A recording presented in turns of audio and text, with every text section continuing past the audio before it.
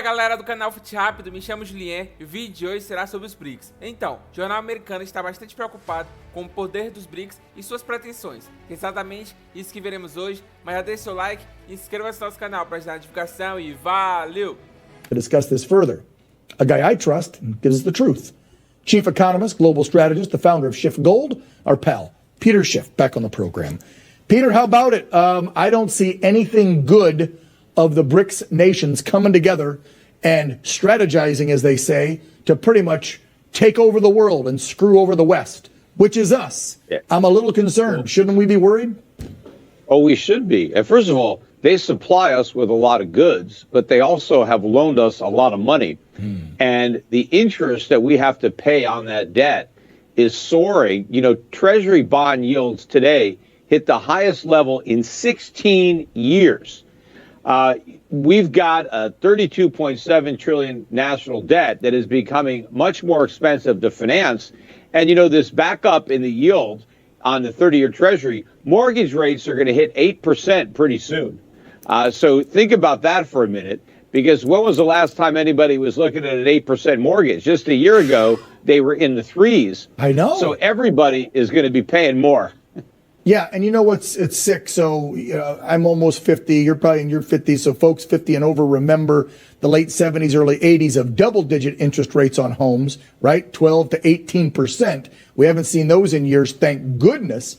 But ever since the '08 bubble pop in real estate, I would say rates have remained pretty fair and decent, right, over the last 15 years until now. 8%? Well, yeah. Yeah, well, the Treasury yields are the highest since 2007, so before there we go, right the before financial the crisis. And so, and so mortgage rates are going to be higher than they were before the real estate bubble popped, but they're headed a lot higher. We are broke as a nation, and the inflation genie is out of the bottle. You know, more than 10 years of reckless money printing. There's no way these rate hikes are going to do anything about that. So high inflation is here to stay, and it's going to get even higher. And so how Joe Biden can talk about a strong economy when we're the world's biggest debtor nation, we have record trade deficits, record budget deficits, and inflation that's about to run out of control, I don't think the economy has ever been this weak. Wow. Whew, just a plethora of positive information from our pal Peter Schiff today. Can I go back to Brics? Because to me, this is scary. As I said in the lead up to you, I don't think this would have happened because the war between Russia and Ukraine really sparked this. I know that the nations were already speaking, but because of that war and because of UN nations and the West cutting off Russia and other nations, I think that's pushed them into that corner. Am I wrong in saying that? No, you're right. The blowback from those sanctions is going to be a disaster. Yes, I don't think that Trump would have been dumb enough to have made that mistake. You know, the United States really depends on the dollar as the reserve currency. But what we did with those sanctions, we gave the world a powerful reason not to want to be a part of that system anymore, because we demonstrated the downside, the risk that you take in holding dollars and being part of this dollar payment system. So we, you know, it gave everybody another reason, as if they needed more, to de-dollarize. And so that whole process has been sped up. The last thing we should have done was punish Russia for doing exactly what we wanted them to do. We wanted Russia to hold dollars because that benefits us. That keeps our prices down, that keeps our interest rates down. And then we punished Russia for doing exactly what we wanted them to do. Now, what kind of message are we sending to the rest of the world? Right. And again, by not pushing for peace, we have allowed Russia to cozy up to China, which is our number one adversary, not Russia, unlike the left and the media try to lie to us and make us believe. And so now, militarily, they've got a bond, but even bigger and more troubling is the economic war that could be waged against us in the future by these Brics nations. That's what I'm worried about. We've got to get Biden out of there. We've got to get some sort of control over this.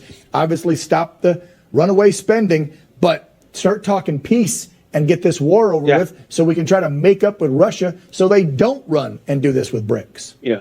My opinion. And they're bragging. They're bragging about the war. I mean, there never should have been a war. You brag about avoiding wars, not about starting them. And I agree. I don't think we didn't have any wars when Trump was president. That was one of the things he got right. He kept us out of war. And as soon as Biden comes in, next thing you know, not only do we have a war, but we have the potential for a world war. I mean, who the hell wants to risk that? Over what? Over Ukrainian? This is nonsense.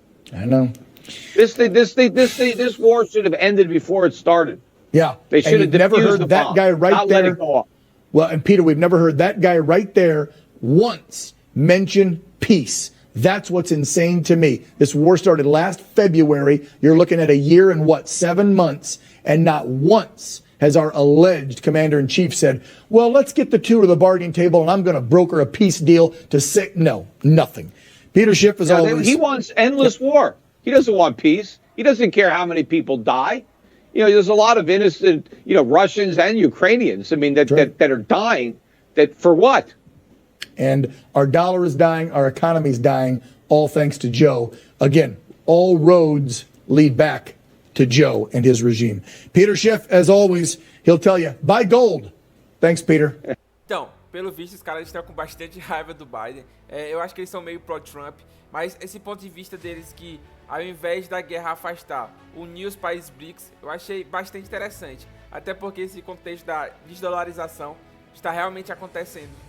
Tanto que o Brasil em si já deixou de usar o dólar e começou a usar o yuan nas transações com a China, se eu não me engano.